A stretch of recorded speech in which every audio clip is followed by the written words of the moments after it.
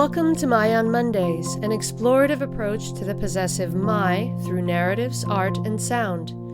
Each Monday brings a new creation and unique perspective. My on Mondays is brought to you by MING Studios, a contemporary art space and international artist residency program dedicated to the exhibition, experience, and exploration of arts and culture. Along with exhibiting artists from around the world, MING also serves the community by hosting innovative programs including performances, workshops, screenings, readings, artist talks, and other cultural activities. For more information, or if you'd like to participate in My on Mondays, you can visit our website at mingstudios.org.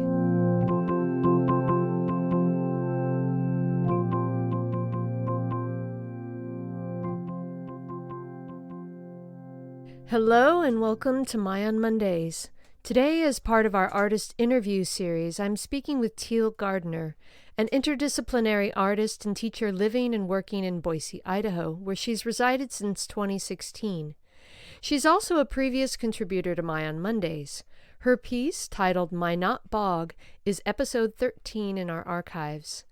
In our conversation today, we're discussing her current endeavor, the Ecogeoglyphic Observatory, otherwise known as the EGG, a project that explores the curious dynamics of present-day industrial development in the region surrounding Boise and the effects that this process has over the plants, animals, water, stone, soil, and people who exist here. For the project, Teal is enlisting field workers, both artists and otherwise, as she says, to intentionally observe, document, explore, research, and dream. She has launched the project with an exhibition currently on display at MING Studios until November 12th. I guess my first question is, just so that people have a sense of who you are and what motivates you to do the things that you do, how would you describe yourself as an artist? Okay, well, yeah, my name's Teal Gardner, and I am based out of Boise, Idaho. Um, I guess as an artist, my approach is land and sort of ecosystem based. I have traditionally worked in social practice, so bringing people into my projects and making space for them, and then also in sculpture, ceramics, installation, video, and some sound work too. I'm So also very trying to, multidisciplinary. yeah, so Yeah. multidisciplinary, but I'm finding that it's really great to have, for me, to have a pretty big scope of the tools that I can use for my work because to apprehend, ecosystem dynamics is a big ask. And I think that the more tools I have in my pocket to use, the better I can tell the types of stories or invite the types of questions that I'm looking for. Okay. That's great. And that leads me into a question that I have later, but first so today the focus of our conversation is your current project, the Ecogeoglyphic, I said that right, didn't I? Yeah. Observatory.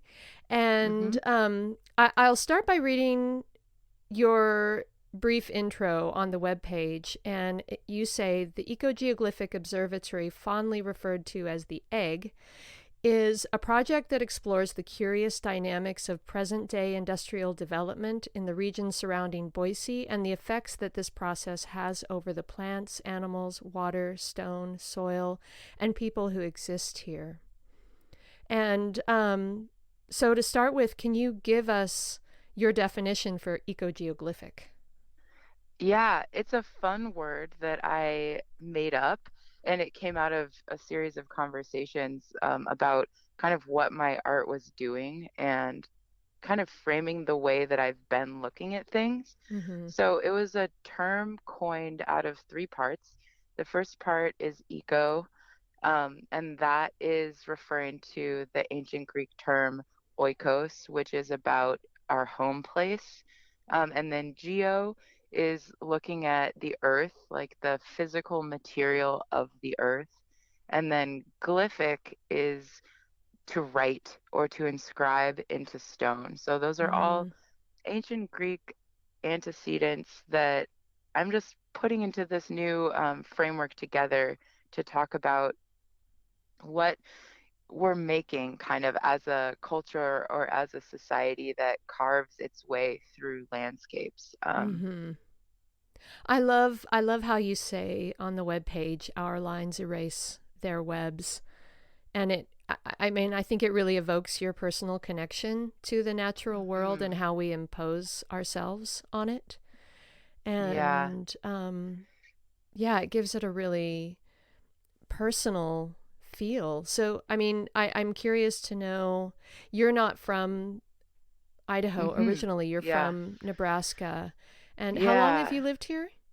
I moved here in 2016, Okay. and yeah, I really like that you brought that up because I definitely grew up in a heavily industrial agriculture environment. Mm-hmm. Everybody thinks corn when they think Nebraska, Mm-hmm. and that means existing in, geometric fields that are irrigated by machines. And there, the thing that I didn't really know was missing from my life was this sense of expansiveness that Idaho features in terms of its wild places.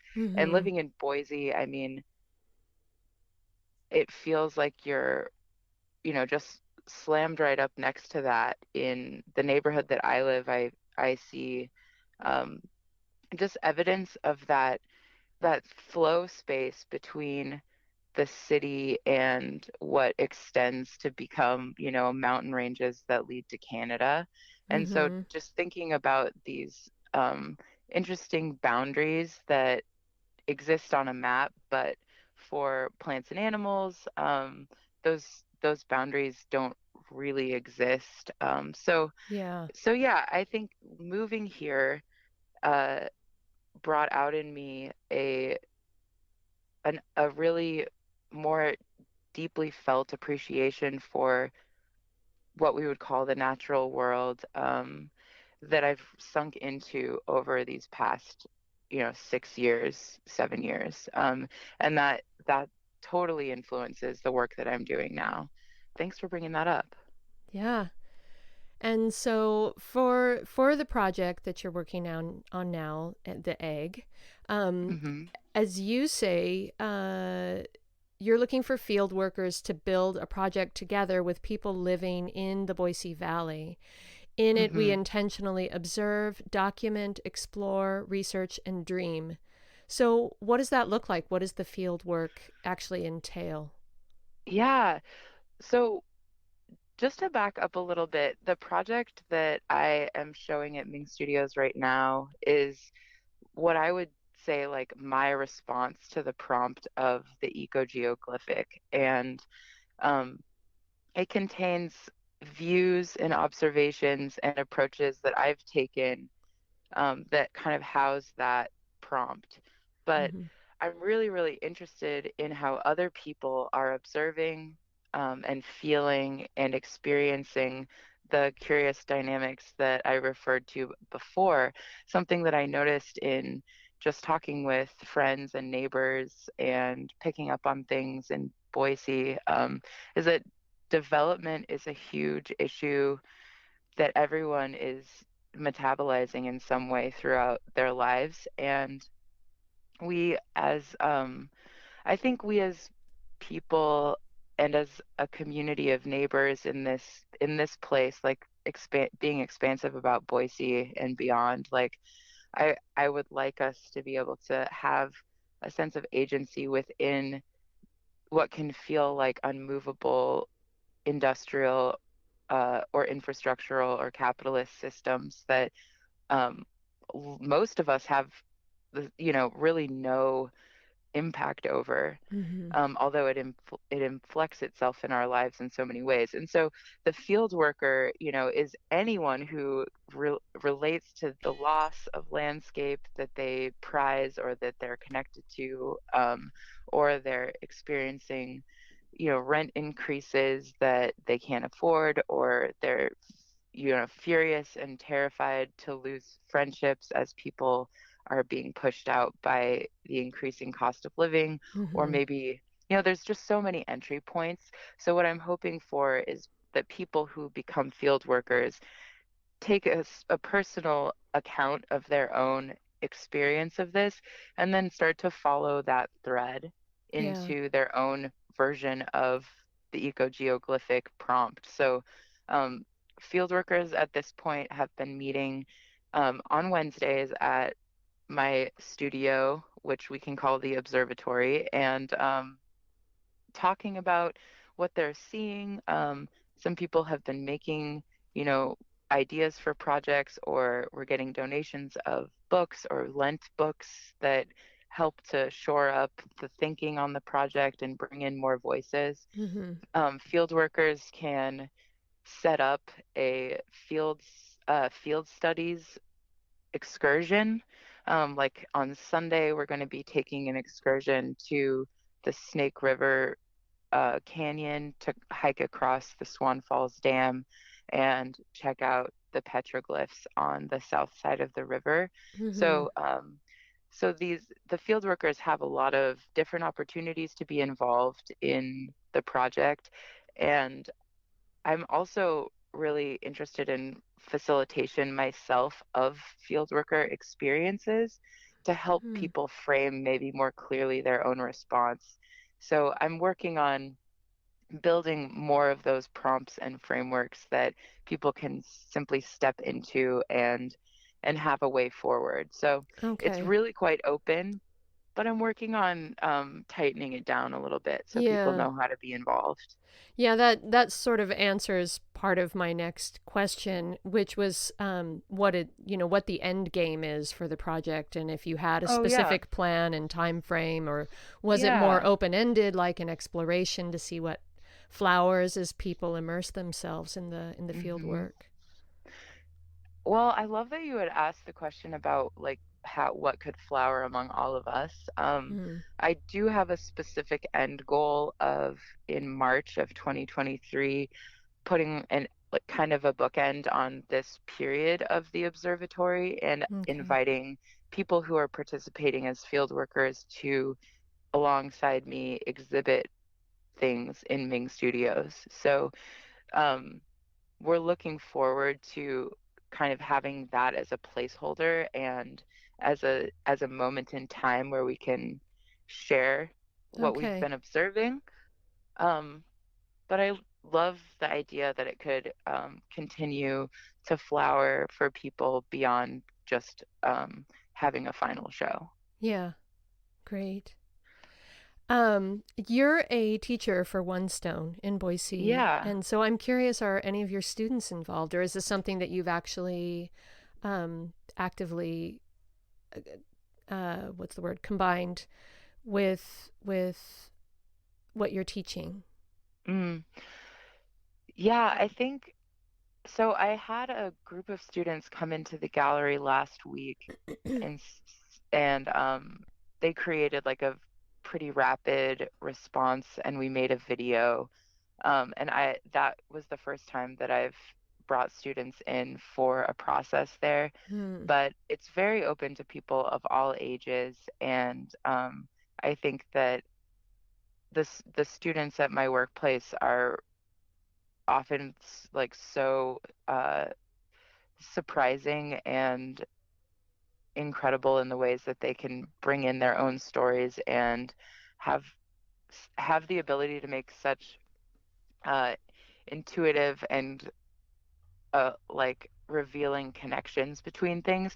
So I would Hmm. love to work with them more, but this shuffle between putting on the show and organizing the egg and kind of managing that stuff hasn't left me a ton of space to build it into other curriculum, but Hmm. I definitely see the opportunity there and love the prompt to keep doing that with the students because they adored that experience of working on a video together, and the video will be shown at the closing on November 12th too.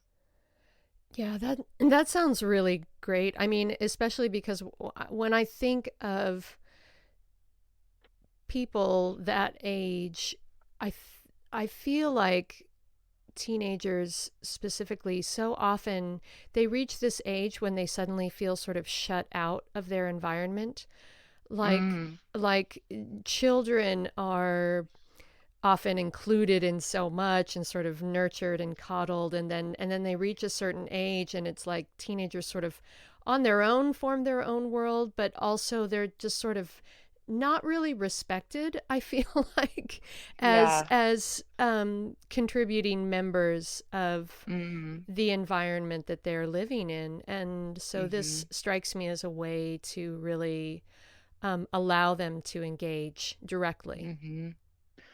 Yeah, and ultimately, the world that's, from my view, shifting really rapidly, with a lot of physical change in the landscape here, Mm-hmm. is the world that they're coming into, and Yeah, where yeah. they're going to have to, become participants, either in renting places or making decisions about where they're going to live. And this is their home. So, Mm-hmm. you know, they have, I think, some of the most legitimate stories to tell about coming into, coming of age in a place where they might not feel they belong in 2 or 3 years when they Yeah, get out on their own and they're looking for, what to do with themselves. yeah. So, and I've also really appreciated the sort of keenness of the observations that they shared in, that short facilitation that we did on Tuesday. Mm-hmm.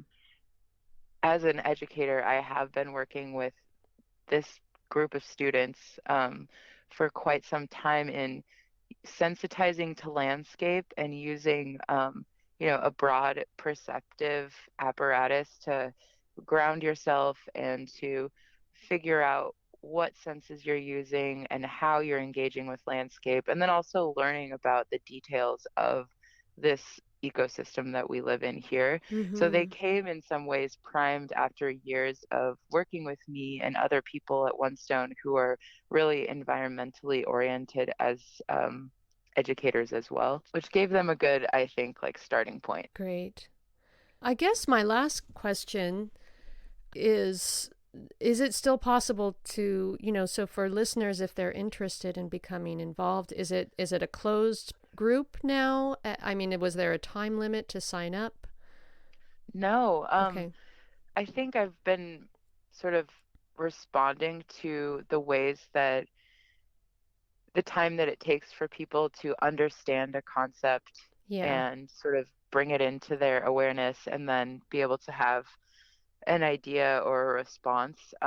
So I think initially I was considering having it open for 7 cohort members to join me and be sort of the most involved, which I would still really love that, but I'm also just keeping the field worker opportunities open for drop-ins on Wednesdays at any time, well, when we're open, and then for people to join, field studies, which will always be made public through the MING website and my website, Mm-hmm.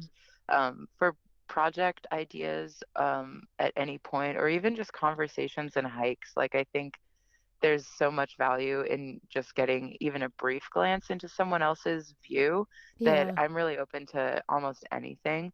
Um, but I would like people to, in some way, capture their own view of these things, through some of the prompts that I'm providing online or through talking with me, so that we can all kind of have a shared vocabulary for how we discuss this stuff, which can hopefully deepen our collective understanding of it. Mm-hmm. Great.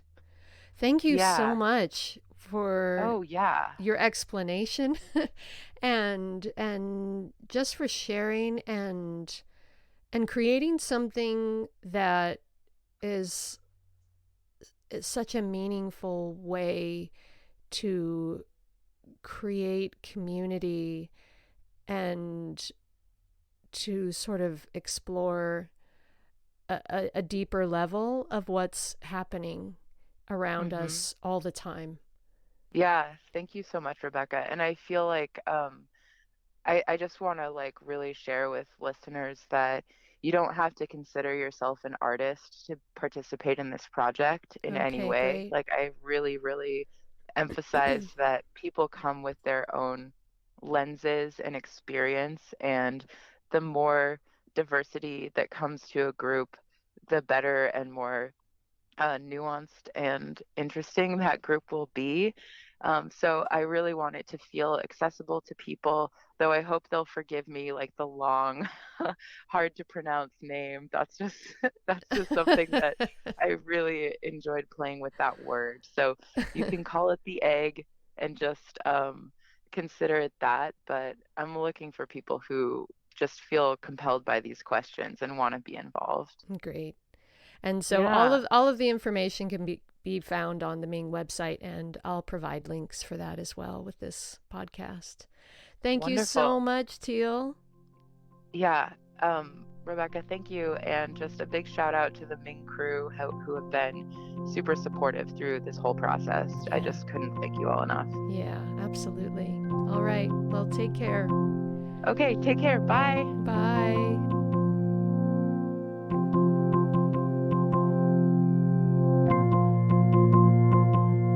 We're so glad you joined us today. We look forward to bringing you more episodes in the Mondays to come.